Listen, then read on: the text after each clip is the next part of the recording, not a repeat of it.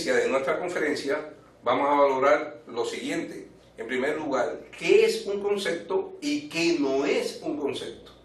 O sea, vamos a utilizar la didáctica del aprendizaje en positivo y el aprendizaje en negativo, que ha demostrado muy buena efectividad en los últimos años. Entrando en la esencia de la conferencia, vayamos al primer punto, y creo que es uno de los básicos y esenciales de la conferencia. ¿Qué es un concepto? Piensen por favor un segundo al respecto. Para cada uno de ustedes, ¿qué es un concepto? Van a poder valorar cada uno de ustedes a su interior que un concepto es una abstracción, una construcción mental. ¿Qué quiero decir? Que los conceptos nunca van a estar fuera de nuestras mentes.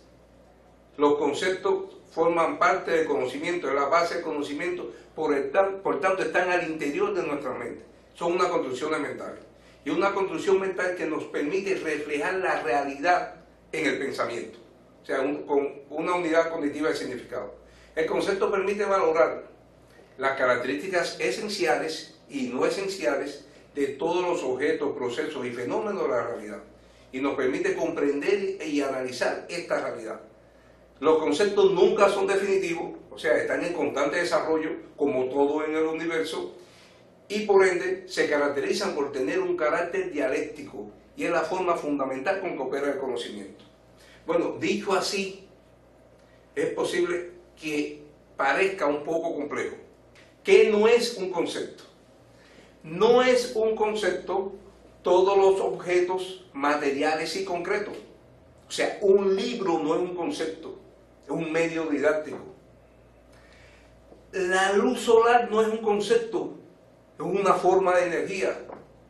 Todos nosotros no somos conceptos, somos seres humanos.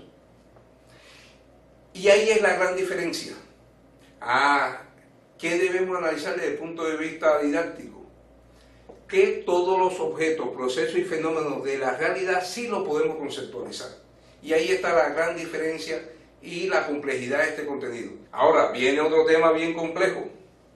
Los términos serán conceptos. Es igual el término casa que el concepto casa, por ejemplo, o el término libro que el concepto libro. No, por supuesto. Entonces, si los objetos, procesos y fenómenos de la realidad no son conceptos, los términos tampoco son conceptos, y ahí quiero detenerme y puntualizar. Los términos son palabras que tienen poder identificativo, y a veces nos conformamos en las clases que los alumnos sean capaces de identificar un término, cuando en realidad el objetivo debe estar enmarcado a que definan el concepto. Entonces, la meta no es solamente que los alumnos sean capaces de identificar los objetos y que sean capaces de asociarlo con el término o la palabra que lo identifica. No, el reto está que los alumnos, una vez identificado el término, una vez identificado el objeto al que pertenece el término, sea capaz de conceptualizarlo. O sea capaz de decir qué características tiene, qué propiedades lo caracterizan, cuáles son las tendencias de desarrollo que puede tener el objeto, proceso o fenómeno, cuáles son las causas de su origen, cómo se relaciona con otro objeto, proceso y fenómeno de la realidad, y todo ese sistema de contenido conforma a un concepto. Un pequeño resumen hasta este momento.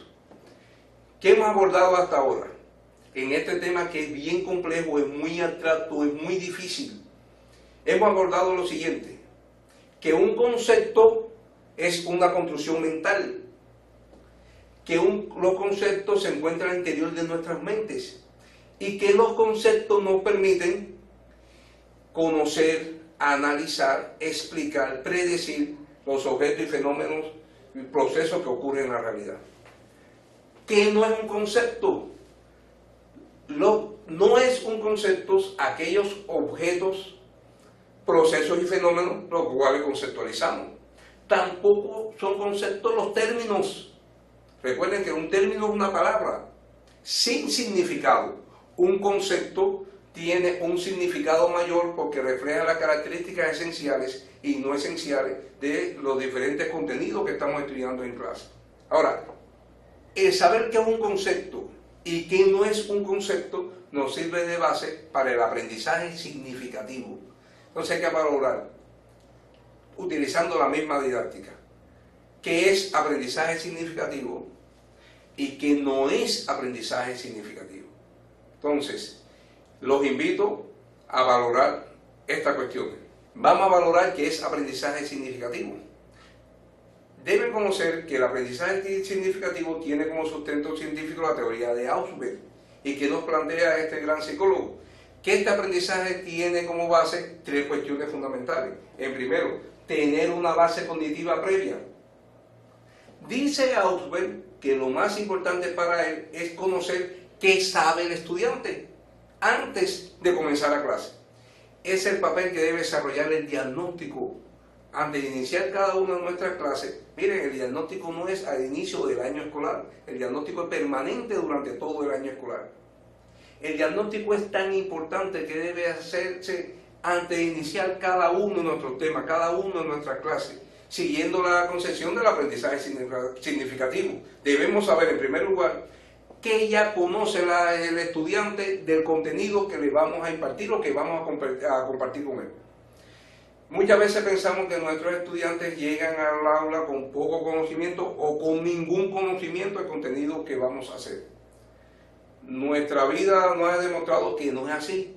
Los alumnos conocen mucho más de aquello que nosotros somos capaces de imaginarnos. Por tanto, vamos a utilizar ese contenido previo y vamos a diagnosticar la base cognitiva que tienen nuestros alumnos y a la cual hicimos referencia. Es decir, hay que saber qué preconceptos domina el alumno para llegar a conceptualizar y por ende desarrollar el aprendizaje significativo.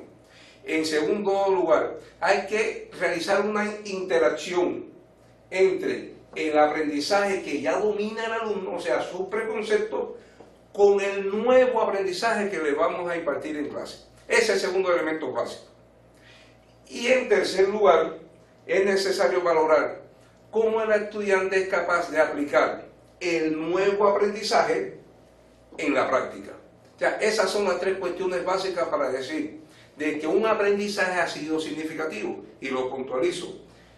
Dominio de la base cognitiva previa de los alumnos, es decir, diagnosticar el nivel de conocimiento antecedente que tienen los alumnos, los preconceptos que dominan. En segundo lugar, realizar la interacción de los preconceptos que ya dominan el alumno con los nuevos conocimientos que les vamos a impartir en clase. Y en tercer lugar, determinar cómo el alumno es capaz de aplicar el nuevo conocimiento o los conceptos en la práctica.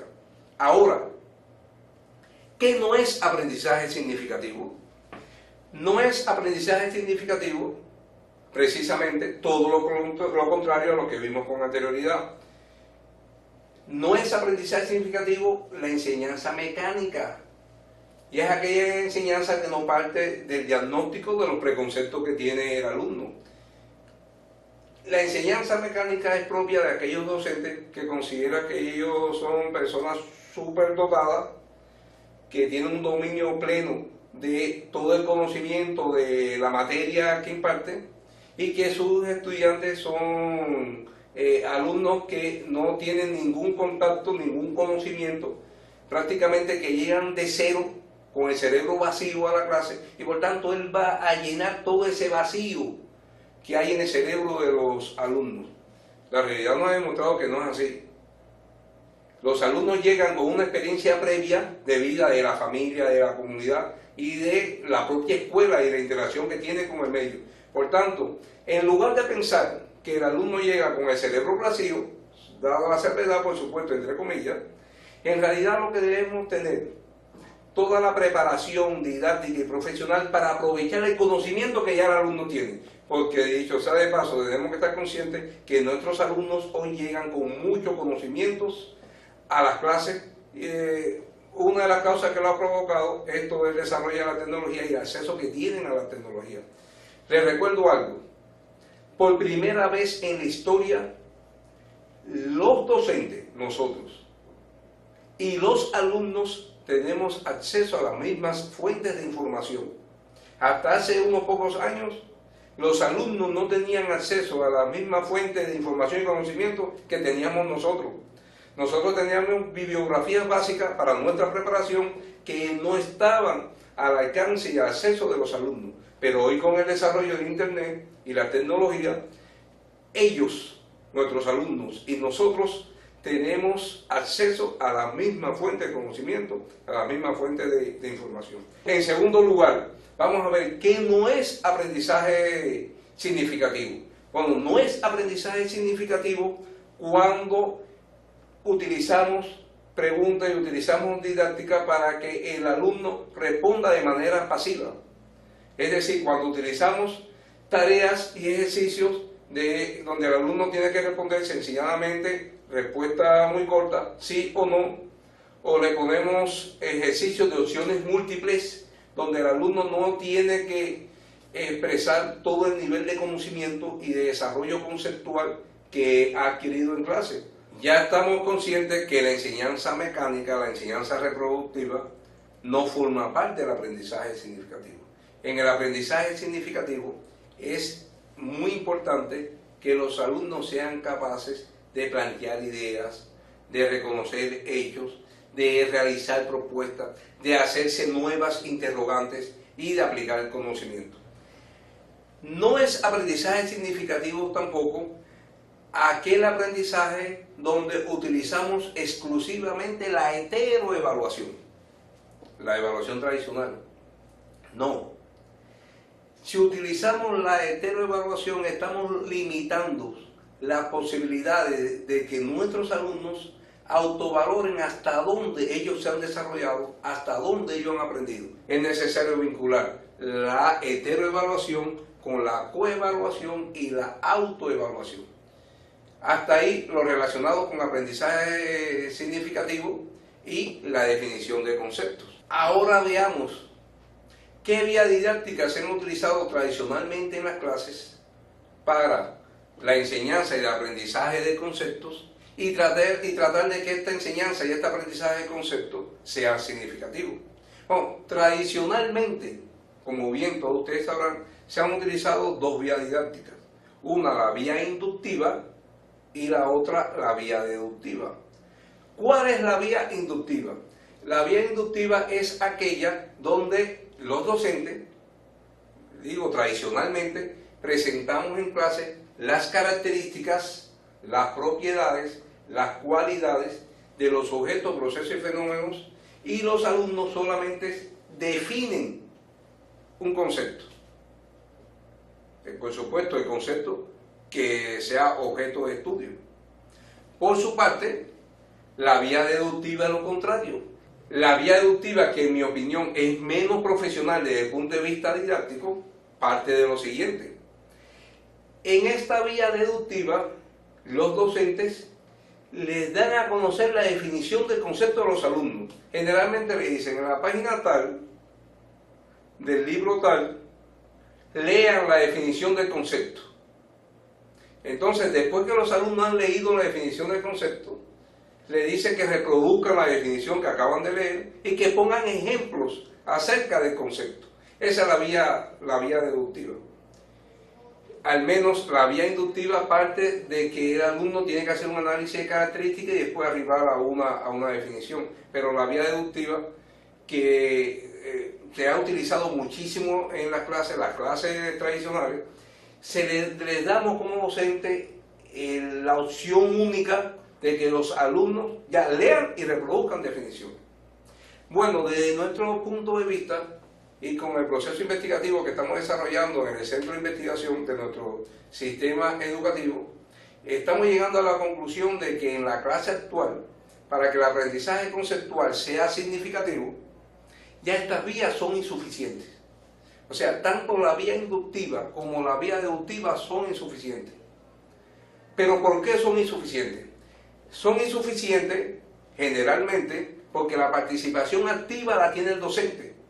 Los alumnos mantienen una posición pasiva, o sea, solamente deben responder, solamente deben llegar a determinadas conclusiones o deben poner ejemplos acerca de aquel contenido que se está analizando.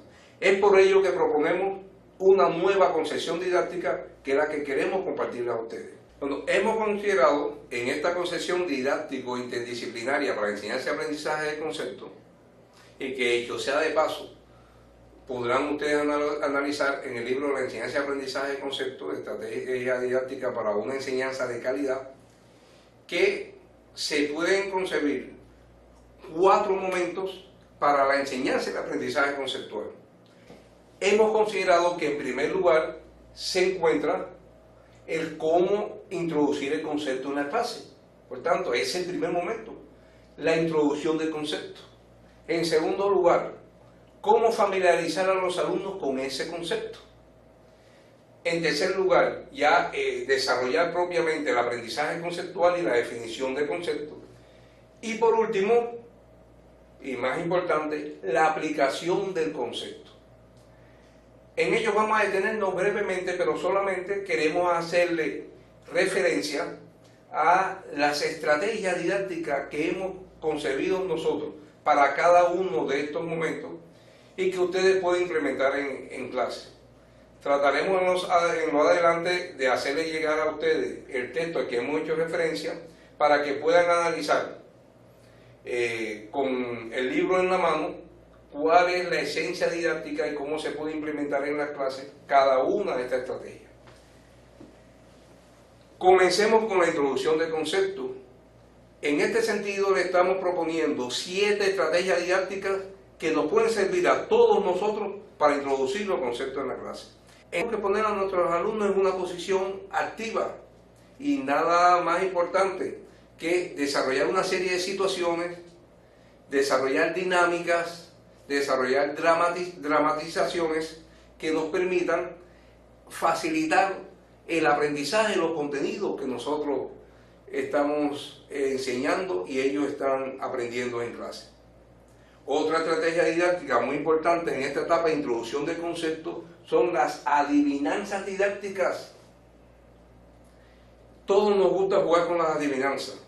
Qué bueno sería que pudiéramos utilizar las adivinanzas, además de que jugamos, nos divertimos en función del aprendizaje. Entonces, en este texto también van a poder encontrar cómo utilizar las adivinanzas en clase. Les he dicho, en algunos intercambios que he tenido con muchos de nuestros amigos, colegas, docentes, en internet hay una serie enorme de adivinanzas que podemos utilizar con fines didácticos en la clase. En sexto lugar, y como otra estrategia, tenemos el narrador de cuentos. Y es que desde pequeños a todos nos fascinan los cuentos. ¿Por qué dejar el empleo de cuentos solamente a aquellos padres de familia que narran cuentos a los niños o a aquellos abuelos? Y nosotros como docentes no utilizamos los cuentos en la clase. Bueno, se utilizan. Ahora, lo que debemos poner el énfasis es utilizarlo en el sentido didáctico para la enseñanza y aprendizaje conceptual y que este aprendizaje sea significativo. Y por último, la estrategia que está muy acorde con una tendencia educativa de actualidad, que es la gamificación, y la estrategia se denomina jugando y aprendiendo. Entonces, estas son las 7 estrategias didácticas que hemos concebido desde nuestro centro de investigación para la introducción de conceptos en la clase. Pasemos ahora a otras 7 estrategias didácticas vinculadas con la familiarización con el concepto. Las 7 estrategias didácticas que les queremos compartir para familiarizar a los alumnos con nuestros conceptos son las siguientes. En primer lugar, la composición didáctica. Esa es la diferencia que existe entre que le pedíamos a nuestros alumnos que realicen una composición a que pongamos ejercicio donde tenga que responder sí o no, o donde tenga que seleccionar alguna de las opciones múltiples que le ponemos. Una composición nos permite que el estudiante exprese sin presión ninguna todas las ideas relacionadas con el concepto, con el contenido que hemos analizado en clase. La segunda estrategia didáctica la hemos denominado ¿qué conozco y qué quiero aprender? Es básico para el diagnóstico de nuestros estudiantes. Entonces, solamente ahí la importancia se puede hacer mediante equipo, lo podrán valorar en el libro donde se plantea ya didácticamente cómo se realiza la estrategia. Se diagnostica a los alumnos solicitándoles que ellos conocen sobre un determinado tema, pero también se les pide qué expectativas tienen en relación con el tema, qué quieren conocer en relación a aquel contenido que estamos analizando en clase. Y ahí viene la profesionalidad didáctica nuestra para cubrir con nuestras clases, con nuestra docencia, las expectativas de aprendizaje que tienen los alumnos. La tercera estrategia didáctica es el dibujo didáctico. En el dibujo se expresan muchos de nuestros conocimientos. Por tanto, a nuestros alumnos les gusta dibujar. Utilicemos el dibujo en función de que ellos expresen con esa manifestación artística aquello que ya han aprendido en clase.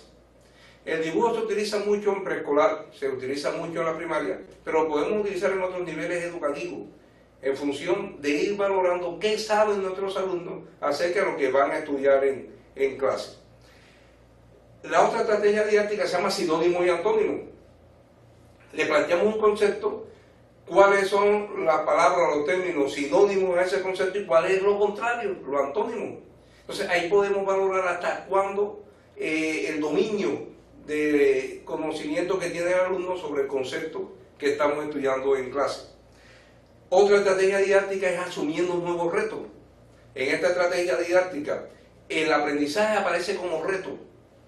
Se le plantean tareas y el alumno dice cuál es el reto que va a asumir con esa nueva tarea. Le estamos proponiendo una participación activa como parte de esta estrategia didáctica. Se da un plazo de tiempo para que el alumno venza el reto que se ha puesto de conjunto con el maestro. Hay otra estrategia didáctica también para familiarizar a los alumnos con el concepto que hemos denominado conversando sobre. Generalmente se trabaja en equipo, el maestro o un alumno propone un concepto, propone un tema y cada uno expresa qué conoce del concepto. Y ahí se va desarrollando un aprendizaje en colectivo que le sirve al maestro de diagnóstico acerca del conocimiento antecedente o preconcepto que ya dominan sus alumnos previo al desarrollo del contenido como tal de las clases. Y por último, las situaciones problemáticas. El maestro crea un grupo de situaciones contradictorias para que el alumno sea capaz de expresar con sus soluciones hasta dónde domina o conoce un determinado tema que nos sirve de basamento para el posterior aprendizaje conceptual. Hasta el momento hemos valorado 14 estrategias didácticas, 7 vinculadas con la introducción del concepto y 7 vinculadas con la familiarización con el concepto. Ahora, estas estrategias didácticas, las 14 que he hecho referencia, son muy importantes al momento de diagnosticar los conocimientos antecedentes que tienen nuestros alumnos. O sea, determinar los conocimientos previos, determinar los preconceptos que ellos tienen antes ya de pasar a la estrategia didáctica para definir conceptos y aplicar conceptos en clase. Entonces, si teníamos 14 estrategias didácticas que nos sirven para estas dos primeras etapas, a partir de este momento vamos a valorar 8 estrategias didácticas que nos servirán para definir conceptos en clases y a su vez 8 estrategias didácticas para aplicar los conceptos. Vamos a ver primero las 8 estrategias didácticas que proponemos para definir conceptos en clase. La primera estrategia didáctica que proponemos para definir conceptos en clase la hemos denominado palabras claves. ¿Por qué palabras claves? Veremos que En esta estrategia didáctica, el docente le propone al alumno un grupo de estas palabras, y a partir de estas palabras, los alumnos pueden iniciar la definición del concepto, por supuesto. El reto didáctico está en determinar qué palabra le proponemos a los alumnos. Bueno, para ello podrán consultar en el libro de texto varios ejemplos vinculados con esta estrategia didáctica. En segundo lugar, otra estrategia didáctica muy importante es el resumen. Generalmente, ya les había dicho con anterioridad, cuando vimos que no es un aprendizaje significativo y cuando analizamos lo referente a la vía deductiva, a la vía didáctica deductiva, que en muchas clases todavía se les propone a los alumnos que ellos lean una definición y la reproduzcan. El resumen es algo muy diferente. En vez de leer una definición que puede aparecer en algunas pocas líneas o cuando más en un párrafo, en el resumen los estudiantes deben analizar posiblemente un capítulo o una temática, varias páginas, y a partir de lo que ellos han leído y han analizado, deben realizar por sí solo un resumen de lo leído, que lo acerca al concepto estudiado. Fíjense la diferencia que hay entre una concepción y la otra. Otra estrategia didáctica es el cuestionario. O sea, una serie de interrogantes, pero no interrogantes de opciones múltiples, ni tampoco interrogantes cerradas, sino un grupo de interrogantes de orden abierto, donde los alumnos, al momento que respondan, estén manifestando el aprendizaje que han obtenido, han desarrollado del concepto o el contenido objeto de estudio. Hay otra estrategia más conocida que es la lluvia de ideas. O sea, se plantea un concepto y se busca que todos los alumnos participen en función de llegar a definir ese concepto. Esa es la lluvia de ideas, una de las estrategias didácticas más conocidas por ustedes. Hay otra estrategia didáctica un poquito más compleja, que es el seminario. Para el seminario, los alumnos deben recibir una guía de preparación previa, antes de la clase. Incluso puede ser una semana antes de la clase, 15 días antes de la clase. Y con ello se autopreparan en un tema específico y vienen y los ponen en clase. Vinculado al seminario, se encuentra otra estrategia también muy conocida, que son los talleres didácticos. A diferencia del seminario, donde los alumnos se preparan previo a la clase, le dije que puede ser hasta un orden de 15 días, y luego exponen generalmente por equipos la temática o el tema que le correspondió abordar. En el taller didáctico tienen como similitud que los estudiantes se preparan previo a la clase, pero se preparan en el orden de cuando lleguen a la clase, la construcción del conocimiento ocurre en ese espacio. En el seminario hay una exposición de un resultado de aprendizaje, de un tema. No, en el taller, a la diferencia, el estudiante se prepara previo a la clase, pero llega a la clase a construir entre todos los presentes el concepto o el contenido que se esté analizando. Pero tan importante es una estrategia como la otra, y se utiliza de acuerdo a la realidad educativa de que cada uno de ustedes tengan en el aula. Otra estrategia didáctica es el rompecabezas. Dirán, ¿cómo es el rompecabezas? Un rompecabezas para aprender conceptos, sí. En el rompecabezas se puede desarrollar de diferentes maneras, pero se ponen ideas aisladas en diferentes textos o en diferentes sustratos, a partir del cual el estudiante, en sustrato me refiero que algunas ideas pueden estar en soporte electrónico, otras pueden estar en soporte impreso, otras pueden estar en un medio audiovisual, y el estudiante debe tener acceso a todos esos medios.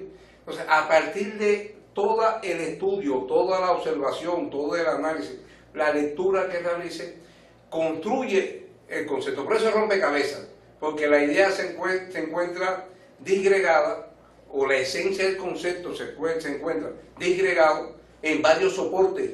Entonces, a partir de ello, y del análisis que realicen cada uno de ellos, el alumno debe construir y llegar al desarrollo del concepto y posteriormente definir el concepto. Y por último, el empleo del Internet, muy vinculado al rompecabezas que acabamos de decir. Utilicemos el Internet, no le tengamos temor al Internet.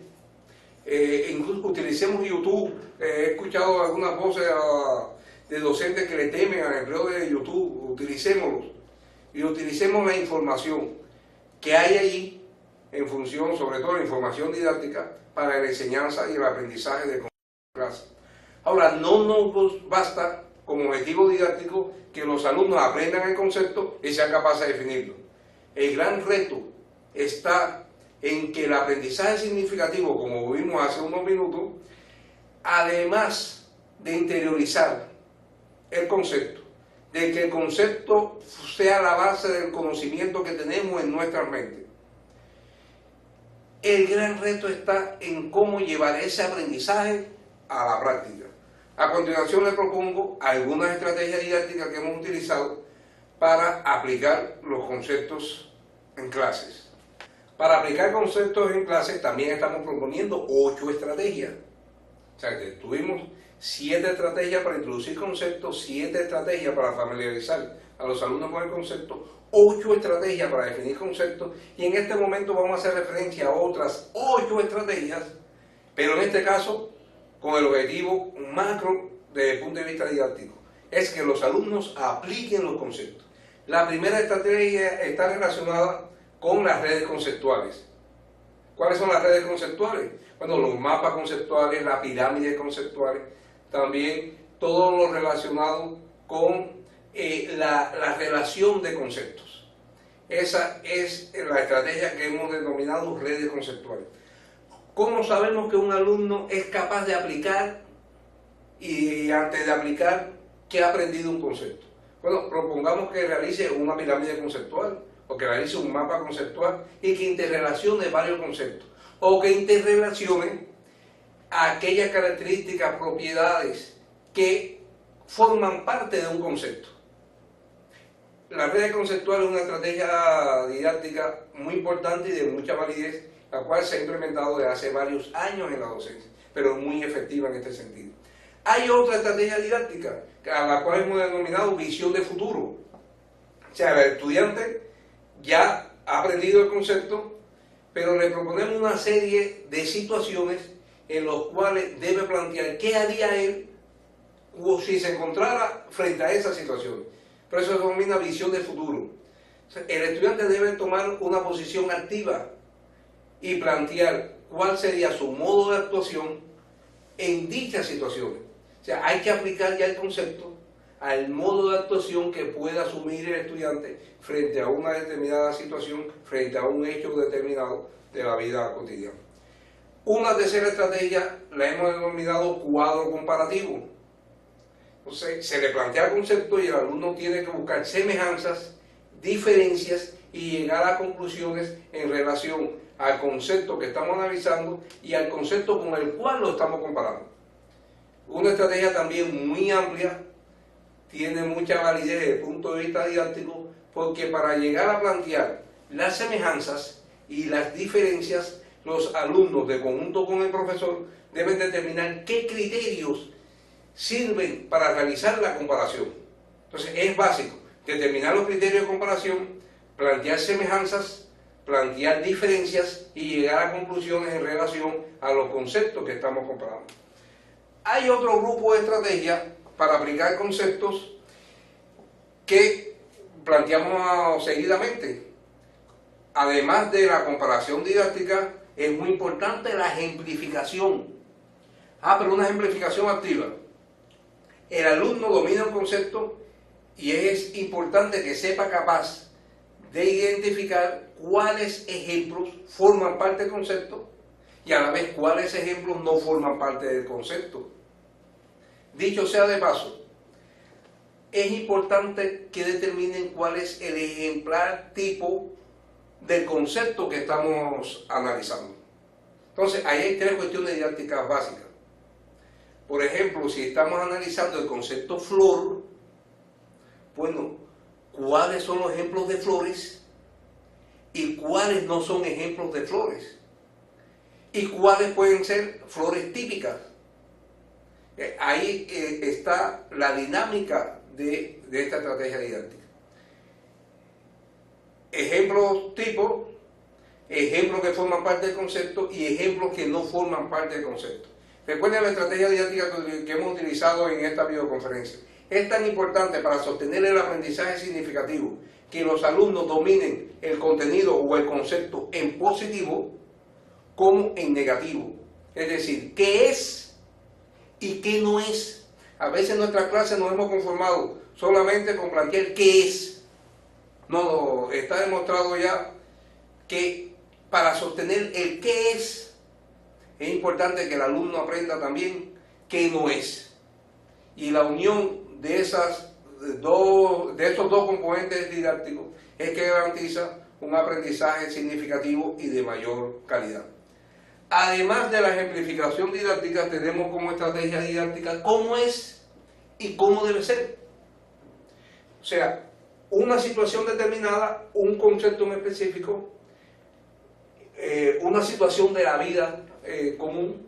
Bueno, ¿qué manifestación debe tener el estudiante frente a esa situación, a ese hecho? ¿Y cuál no debe ser la manifestación adecuada frente a ese hecho? Esta estrategia se utiliza mucho para la formación de valores.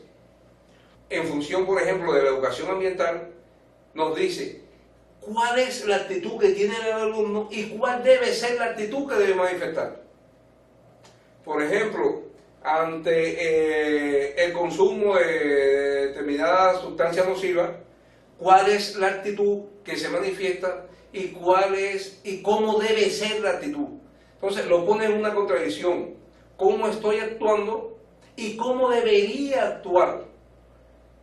Posibilita un autoanálisis y la aplicación de los conceptos que hemos aprendido en clase. Esta estrategia es muy válida.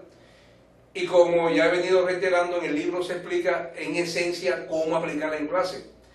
Pero su solo nombre demuestra la valía que tiene al poner en una contradicción a los alumnos en relación a cómo es su modo de actuación y cómo debería ser su modo de actuación ante determinado contenido, conceptos que estemos nosotros analizando en clase. Otra estrategia muy vinculada a la anterior es mito y realidades. Por ejemplo, hay determinadas situaciones, para poner un ejemplo, el tabaquismo. Bueno, ¿qué es mito y qué es realidad? Para analizar contenido relacionado, por ejemplo, con el embarazo en la adolescencia, ¿qué es un mito y qué es una realidad? Entonces se le plantea el concepto y en dos columnas ellos van planteando qué son mitos y qué son realidades. Y muchas veces a los jóvenes se desarrollan su modo de actuación en función de los mitos y no en función de la realidad. Entonces esta estrategia posibilita plantear, bueno, ¿qué es aquello que se desarrolla a veces por opiniones grupales, pero que en realidad afecta a todos? Y cómo debe ser en la realidad en función de aplicar consecuentemente y que sirva desde el punto de vista personal y social el concepto que ha aprendido en clase. Y por último, hay dos estrategias que se aplican mucho en la docencia. La primera de ellas son los proyectos investigativos que se pueden desarrollar de manera personal o colectiva. Se les plantea un tema, un concepto de los alumnos y ellos tienen que desarrollar todo el protocolo de una investigación, plantear cuáles son los fundamentos que les sirven de base desde el punto de vista legal, científico, al proyecto que están desarrollando y además proponer soluciones a los problemas que han identificado. Es una de las estrategias más complejas, más activas, pero te estoy diciendo que en muchos países del primer mundo, lo que tienen la educación, se plantea que tienen la educación más avanzada, muchos de ellos asiáticos, también europeos, están cambiando toda la concepción curricular de su docencia. Ya hay países, por ejemplo, que están eliminando la concepción de asignaturas y en lugar de asignaturas la enseñanza se está desarrollando por proyectos didácticos. Fíjense la magnitud que están alcanzando los proyectos didácticos en la docencia contemporánea. Por supuesto, en nuestra realidad no estamos en condiciones de dar un salto como ese, pero además los países que lo están implementando aún están en fase de experimentación, en fase de validación de la experiencia. pero todo parece indicar que le está dando muchos resultados desde el punto de vista del aprendizaje significativo de los alumnos. Aunque no estamos en condiciones aún de implementar un salto como ese, porque nuestra sociedad aún no está preparada para un salto como ese, pero sí es importante que desde el punto de vista didáctico utilicemos la mayor cantidad de proyectos didácticos con nuestros alumnos y que ellos sean capaces de por sí solos pertrecharse de los conceptos y los conocimientos que forman parte del contenido de estudio de nuestras clases. Y por último, una estrategia didáctica también que se ha empleado mucho, se utiliza mucho en la educación superior, pero nada impide que lo podamos utilizar desde la primaria y que se denomina el ensayo. Y el ensayo no es lo mismo que el resumen, que lo vimos cuando analizamos la familiarización con el concepto. ¿En qué se diferencia? Porque también hago hincapié en su diferencia porque hay dudas al respecto. En el resumen se le plantea una serie de materiales al alumno, se le brindan una serie de materiales a los alumnos para que a partir de esa fuente ellos realicen el resumen. En el ensayo no se le brinda ninguna fuente, solamente se le plantea el tema o se le plantea el concepto y ellos solo por sí solos tienen que buscar las fuentes bibliográficas que consideren y después plasmar en 1, 2, 3, 4 cuartillas, la que ustedes consideren, cuáles son sus ideas al respecto. El ensayo plantea aquellas opiniones específicas de la persona que lo redacte. El ensayo no tiene que tener citas bibliográficas, la puedes llevar, pero no es necesario que la tenga, sino es solamente un grupo de cuartillas coherentemente redactadas donde nuestros alumnos pueden plantear sus ideas abiertas acerca del concepto objeto de estudio que estén analizando en clase. Bueno, hasta ahí, si sumamos todo el contenido que hemos abordado en relación con la estrategia didáctica, podamos llegar al siguiente cálculo. Es decir, si sumamos 7 estrategias didácticas para introducir conceptos, 7 estrategias didácticas para familiarizarnos con el concepto, 8 estrategias didácticas para definir conceptos y 8 estrategias didácticas para aplicar los conceptos, nos dará un total de 30 estrategias didácticas. Es decir, en este material bibliográfico, en este libro que hacemos referencia, podrán encontrar a ustedes 30 estrategias didácticas que podrán aplicar en las clases y transformarán radicalmente la forma de la docencia con que venimos trabajando. Es decir, podemos dejar a un lado la vía inductiva y la vía deductiva que mencionamos con anterioridad, donde el alumno solamente desarrolla un rol pasivo. Ustedes ven que con estas 30 estrategias didácticas, el papel activo es tanto del docente como del alumno, que es uno de los requisitos indispensables para garantizar un aprendizaje significativo de calidad.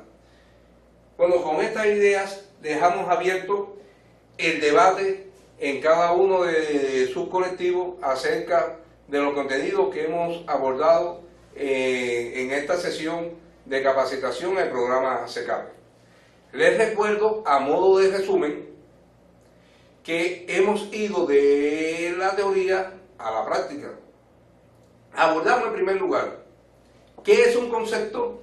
Recuerden siempre que una construcción mental, los conceptos están en nuestra mente, son los conocimientos, es la base, los conceptos son la base del conocimiento. Recordamos que no son conceptos, o sea, lo que existe fuera, independientemente de nuestra mente, no son conceptos. Los conceptos están en nuestra mente. Todo aquello que existe fuera de nuestra mente no es un concepto.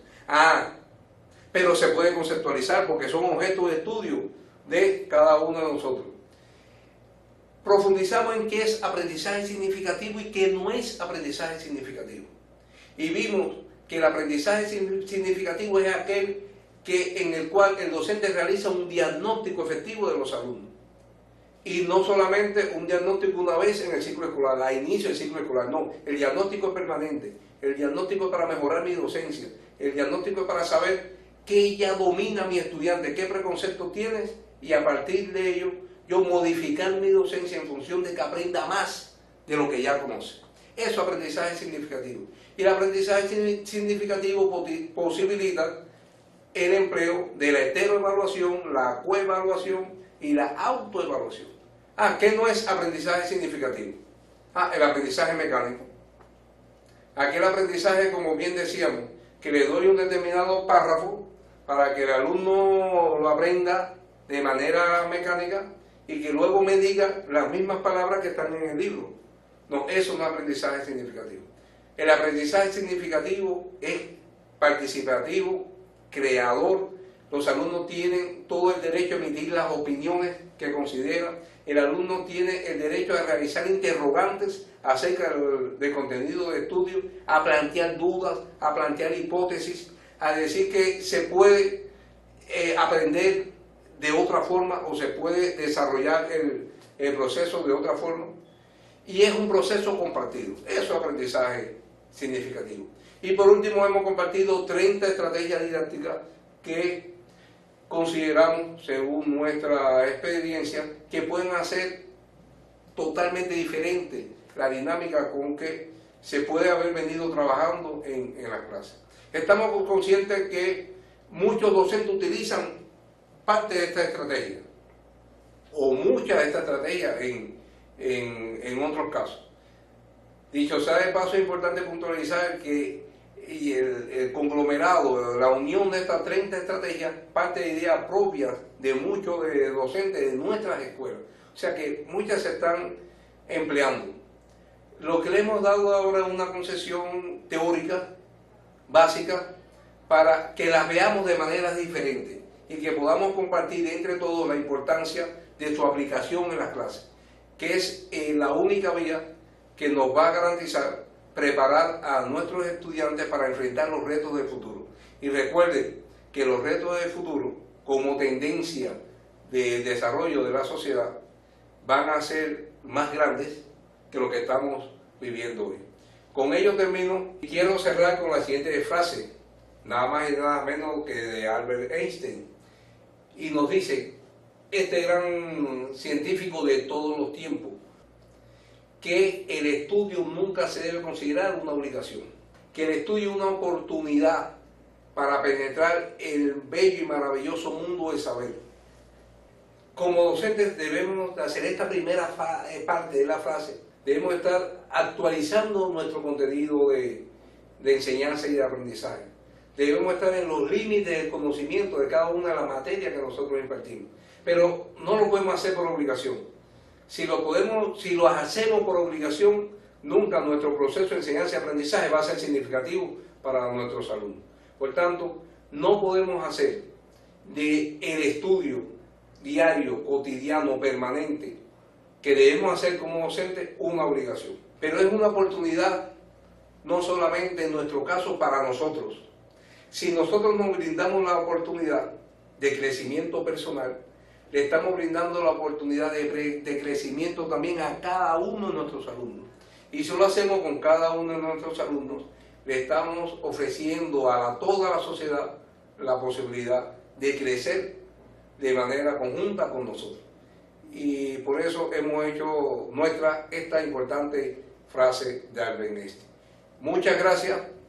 Esperamos que el debate sea importante y amplio en cada uno de los colectivos de ustedes y quedamos abiertos al intercambio de opinión, al esclarecimiento de dudas, a la solicitud de materiales que puedan hacer en nuestro centro de investigación. Nosotros formamos un equipo, por tanto, cualquier duda, aclaración, interrogante que tengan, contribución que quieran hacer, estamos abiertos y pueden comunicarse con nosotros cuando ustedes lo consideren pertinente.